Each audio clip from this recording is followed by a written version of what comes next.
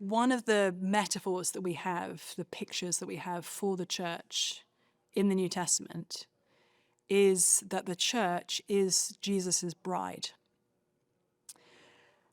And we see in that picture and in the expression of it, especially in Paul's letter to the Ephesians in chapter 5, where Paul calls Christian husbands, he says, "Husbands, love your wives as Christ loved the church and gave himself up for her."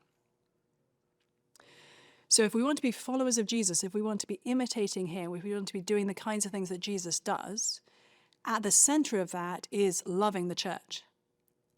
Now, Jesus is under no illusions about the sinlessness of the church.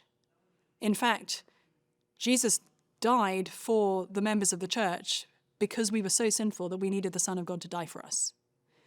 So the fact that we look at our local church or at the church writ large and see a lot of sinful behavior and undesirable people for one reason or another, isn't that we sort of have a clear-eyed view of the church and Jesus has this sort of starry-eyed vision that doesn't really see that. No, Jesus knows the sin of your local church better than you do.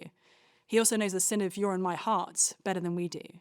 And the radical message of the gospel is that the same person who is the one human being who knows the absolute worst of my heart and mind also loves me literally to the point of death. And so in order for me to say, well, I love Jesus and I want to follow Jesus, but I don't love the church and I don't want to follow and be part of Jesus's people, is sort of radical contradiction in terms, actually. Instead, if we are followers of Jesus, we will love the church like Jesus loves the church, which is in all her imperfection.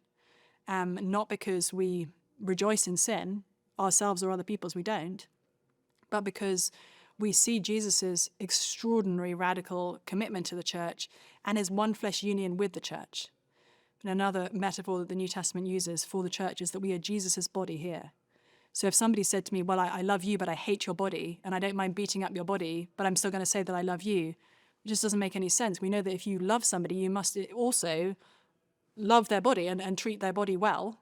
So if we are not loving the church and treating Jesus's body well, how can we say that we in fact love Jesus?